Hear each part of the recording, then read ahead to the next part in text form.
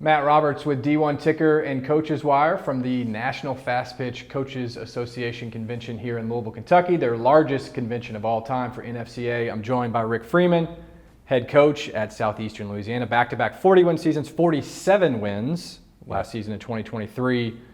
The state of your program's in good shape, but let's talk about the state of the game, the health of the game, trajectory of the game.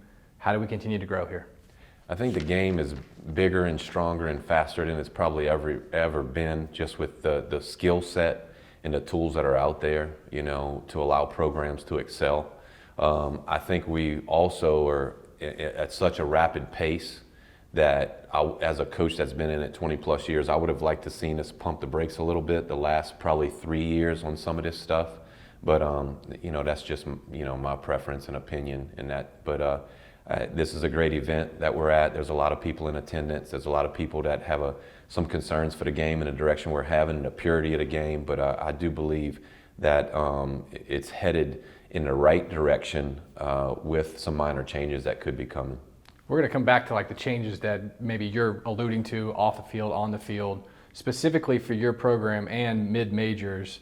Transfer portal is a big deal for all sports out there. We hear about it most, of course, for basketball and football. Yeah. 1,200 football student athletes in the portal first 24 hours. Right.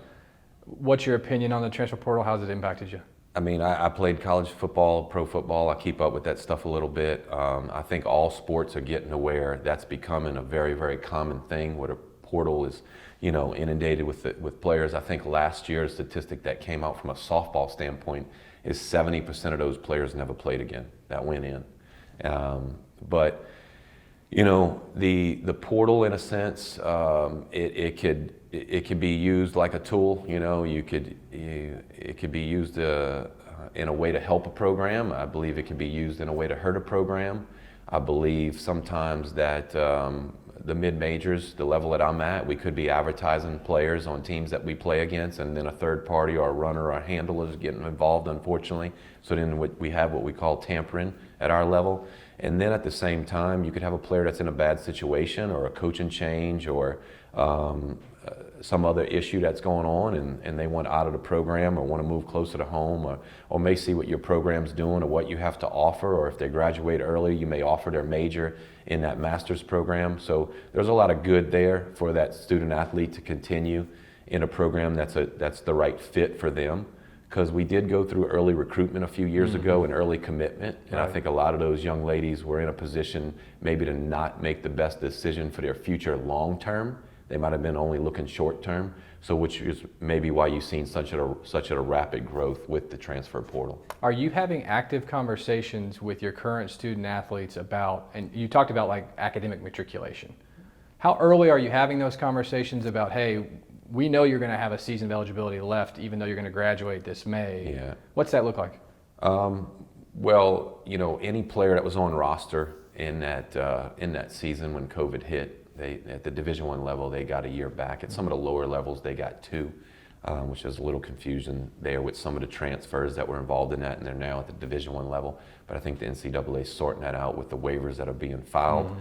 So for us, we gave the majority of our players an opportunity to continue on if they wanted to, especially if they were helping us and they were low maintenance. Mm-hmm. Why wouldn't you want a veteran player in your program who's actually getting it done, helping you win games? At first, there were 3 out the gate that are 3 seniors, in 21. They said, no, we're not coming back for 22. I'm getting married, I got a job waiting on me, right. whatever it might have been. And right. we were fine and supportive of that. But my wife, who coaches with me, she circled to one of them and she's like, and our message to them was, you could work the rest of your life. And me, I played 6 years of college sports. A lot of people don't know that, but that was the question my college coach asked me when I was working for him as a coach, Norman Joseph at the time. Hey, do you want to work or play? And I said, I could work the rest of my life, I want to play. Yeah. So did that. So that was a lot of the message to the ones that were kind of hanging on. So she grabbed one to come back. Once that happened, she worked on the other one. They said, I want to come back. And then once the third one heard the other 2 seniors were coming back. Right. So then we put up a 40-win season in 22. And we retained, I want to say, all of our COVID players for 23. Mm-hmm. And 47 wins. So we've won 87 games the last 2 years. And we only had 2 seniors this past year, which was K.K. Ladner and Madison Rayner. They were 2 COVID holdovers, transfers from Southern Miss. Phenomenal people. I tell you, I wish we could have had them the entire time, but they threw down, they helped our program, and their families were dynamic as well. So if it fits for us, we're always going to try and keep them in if possible. Is the process of evaluating talent, fit, opportunity in the transfer portal any different than recruiting prospective student athletes who are going to be freshmen? I think the portal, if you haven't crossed paths with that player, either in the travel ball world of recruiting or if they've not been in the other dugout, it's going to be pretty hard To get in, So yeah. you're going to have to cross-check, call, try and get some video, which it could be limited because they're at the end of their career. They may be at another mid-major killing it, and they may not be on ESPN, and may not be on TV, or that video may not be out there. So that's when it becomes tough. But when you've done it 20 years and you have people in contacts from the West Coast to the East Coast and North and South, that typically Somebody helps. knows somebody. Absolutely. Right. Is NIL impacting you guys? What's name, image, likeness doing? I think, you're seeing a huge impact at the high levels, and I think you're seeing some impact from the mid-major where they need a player and they go get a player, and that player may or may not be on your team. That player may be in your conference. That player may be at the mid-major level who was a conference player of the year, because that's the ones that are being picked. You've been a head coach for 2 decades. How is dealing with the current student athlete different than pre-social media era? I think you had a kid that was tough, blue collar. This is the kid you're looking for? Or you think in general? That's the kid I want all day long, but yeah. that's the kid 15, 20 years ago was very common. Blue collar, they've mowed a yard already, they've washed a car, they've already held a job or two, they're hunting with dad, mom's teaching them how to do laundry, they're in the kitchen. Now, distractions. And you got to sort through where's the level on your meter on the kid's talent level. We have a different blueprint than a lot of other people, and we try and stay unique in that with the players that we're going after. So we're trying to find the right fit, because at previous schools I was recruiting from California to Miami and internationally, and our recruiting has totally changed now at Southeastern Louisiana in the 8 years of being there, because I have players an hour and a half, 2 hours away that are what I just went through. Right. So some of those areas are still holding those values, which then if you can get a good family and a good prospect that's a good student, my job becomes a whole lot easier.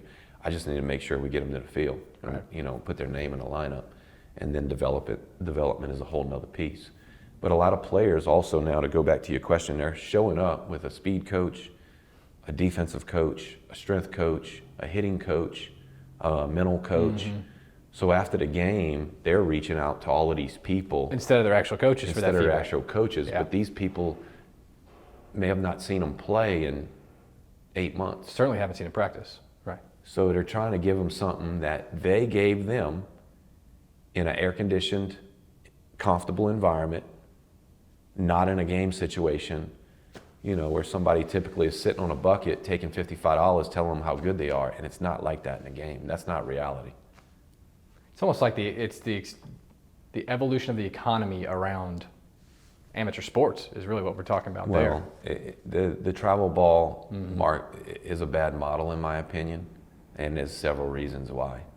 They play more than they practice. Right. When they get to us, they're going to do the very opposite. We don't play any more than 2 games in a day. They do the opposite of that. So they all typically play. That's not reality when they get to us. I mean, you can go on and on and on. So I think if we can get more true to where they're headed and why they're headed, and more in the development process and teaching fundamentals. People don't teach fundamentals anymore. They're just playing games. So kid don't know who they played, what was the score of the game after the game, typically.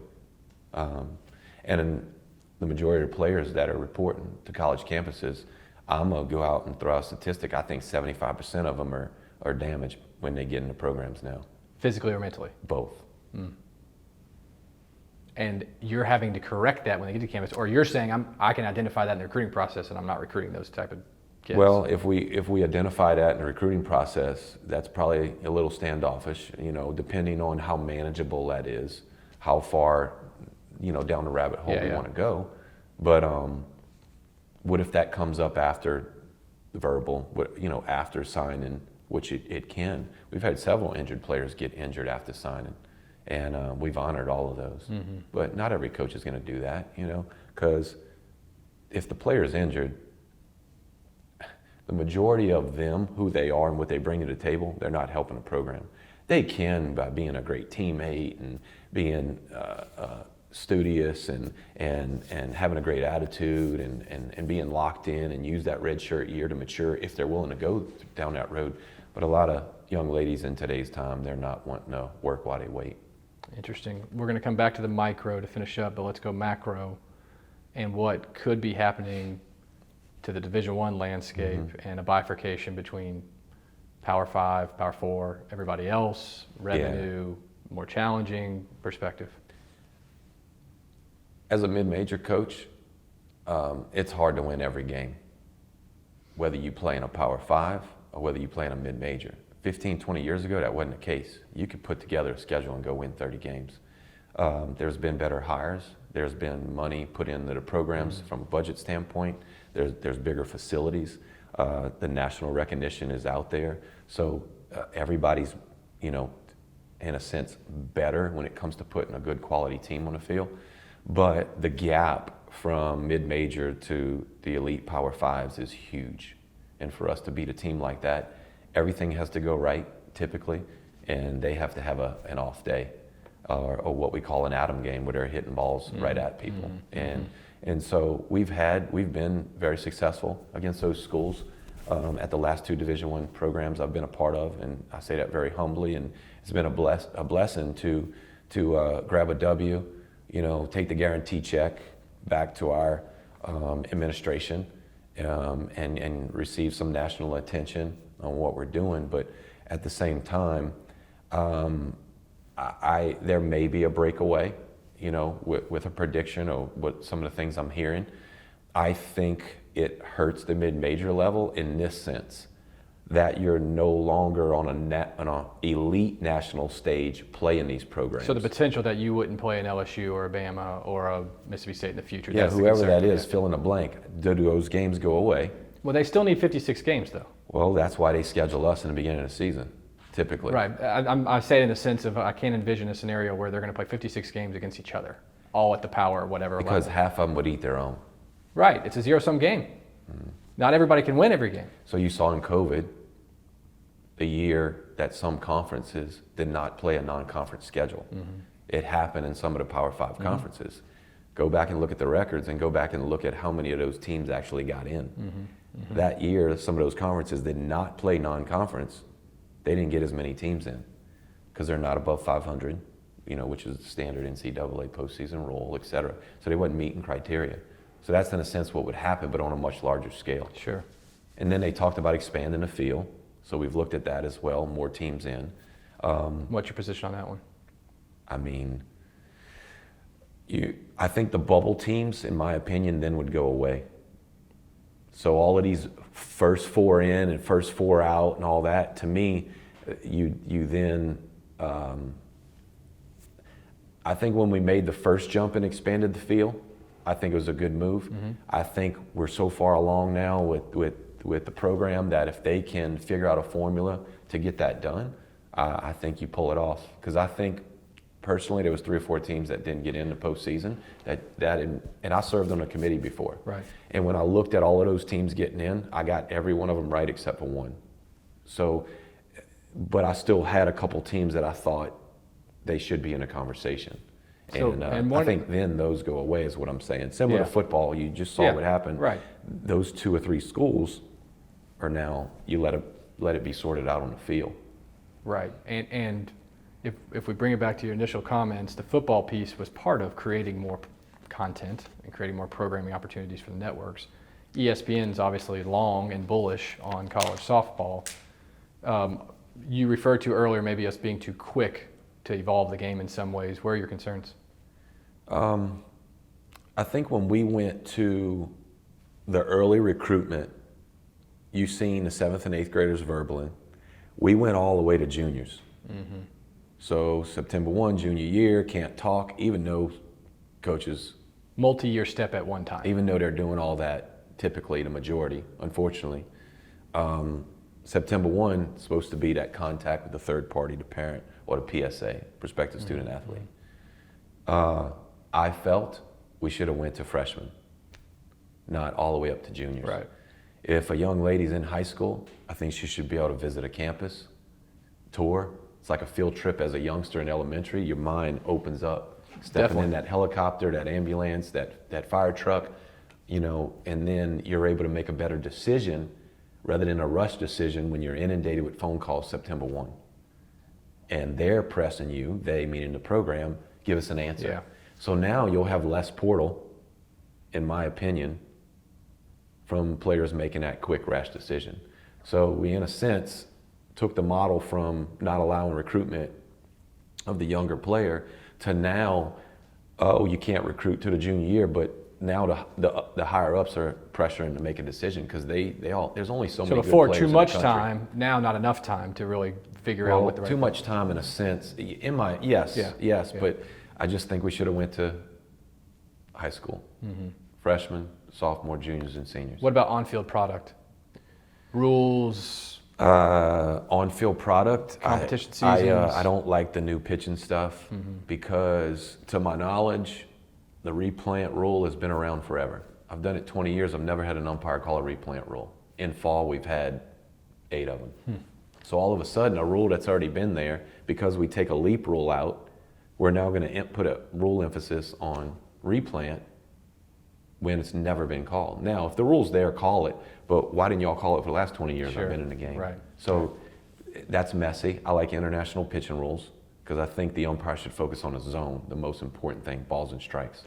Not 10-second rule, lane violation, 24, separation.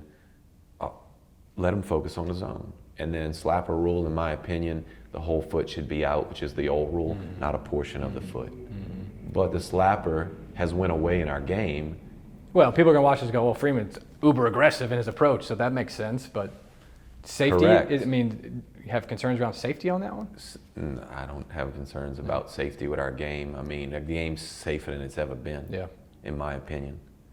Every game today is safer than it's ever been 20 years ago when you look across college athletics. So what was allowed, what the refs allowed, just the mindset, the kid that came up drinking out the hose pipe, cutting his own grass, staying at home, cooking for his little sister, that has went away. They're Ubering that stuff. Somebody's cutting their grass. That kid's weak now. And when you get them into your program, there's a lot of brain surgery that has to happen to get them to perform at a high level under pressure and then do it consistently. And I think that's the art of coaching, is figuring out what buttons to push, get the player to retain the information, and then to execute that to its purest form. We have a whole other conversation to have about the art of coaching when it Okay. comes to brain surgery. Yeah. Sounds very fascinating. Thank you for joining us. You're very welcome. Keep in touch. Thank you very much. Appreciate it. Appreciate it, man.